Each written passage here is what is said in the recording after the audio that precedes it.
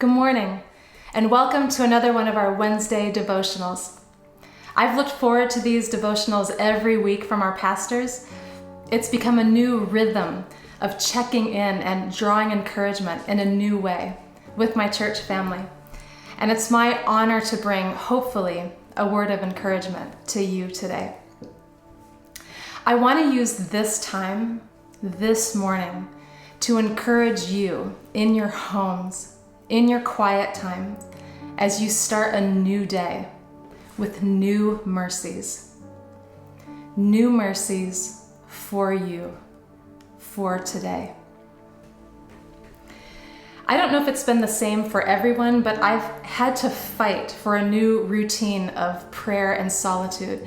And I know fight is a strong word, but I'm still opting to use it because I've really had to contend for these times of solitude and these rhythms of being fully present with the Lord.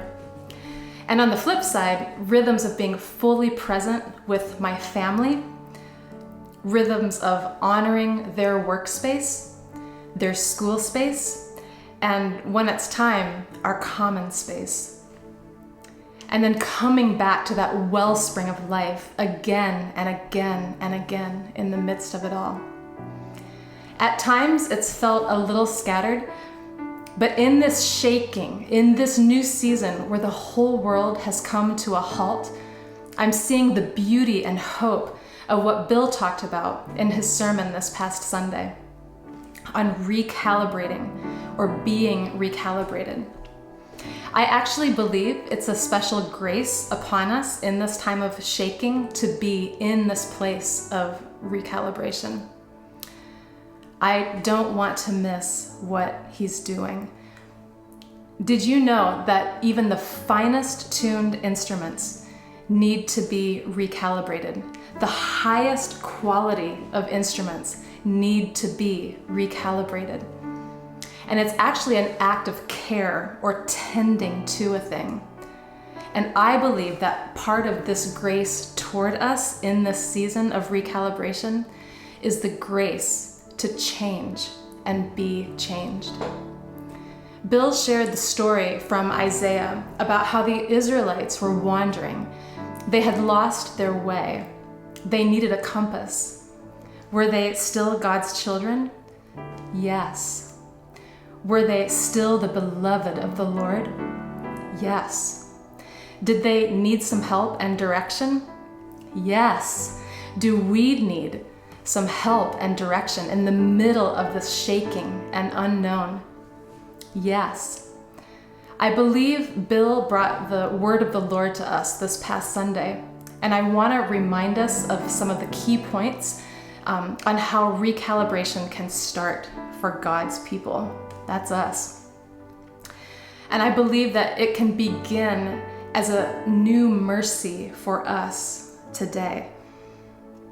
As I read these 5 points of recalibration, these are taken directly from his sermon this past Sunday, and I want to list those again for today. I just don't want us to miss this because I really do believe it's the season that we're in.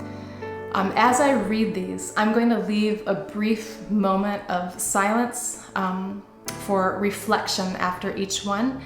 And you may want to write these down or listen through the end of the devotional and then rewind and jot them down so that you can call them to mind throughout the week.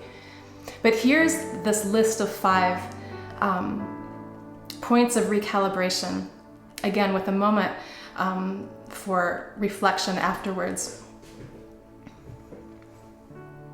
The first one, recalibration starts when God's people begin to understand their deep need for our Father. And I'm going to add today at the end of each one of these.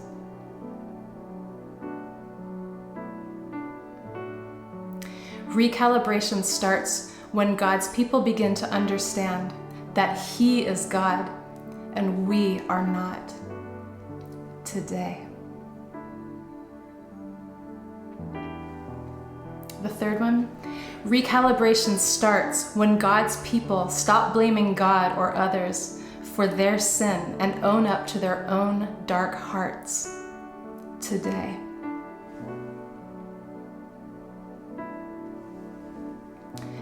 Recalibration starts when God's people long for his glorious touch again and again and again today.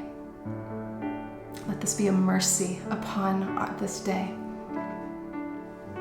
And number 5, recalibration starts when God's people bend their knee and cry out to God to do his will for his glory, in his way, for his gospel, in our generation, without restraint, today.